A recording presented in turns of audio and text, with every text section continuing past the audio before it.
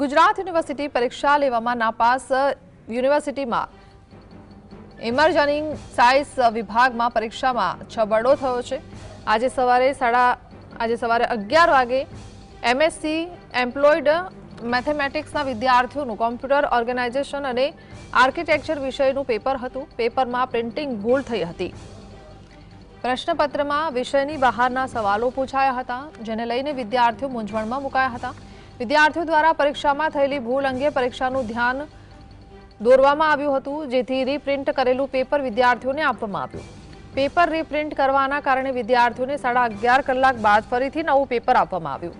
ABVP દ્વારા બપોરે 3 વાગે યુનિવર્સિટી રજિસ્ટ્રારને આવેદનપત્ર આપવામાં આવશે। સંવાદદાતા જતીન જોડાય છે। જતીન, શું જાણકારી?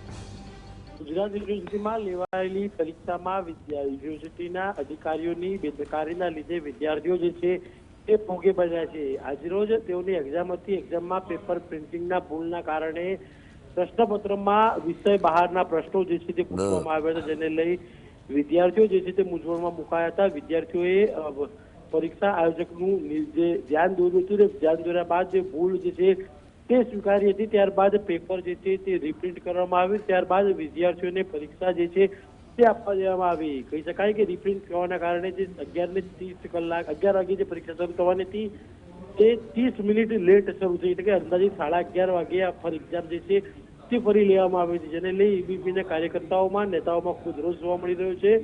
ગુજરાત યુનિવર્સિટી ખાતે રજિસ્ટ્રારને આવેદનપત્ર આપશે। રજિસ્ટ્રારને તેઓ ચીમકી પણ આપશે કે અગાઉ પણ આ ભૂલ થઈ હતી, અગાઉ આવી ભૂલો ના થાય તે પ્રકારે ગુજરાત યુનિવર્સિટીના જે કાર્યકર્તાઓ, જે ગુજરાત યુનિવર્સિટીના કર્મચારીઓ જે છે તે યોગ્ય કામગીરી કરે। જી, આભાર।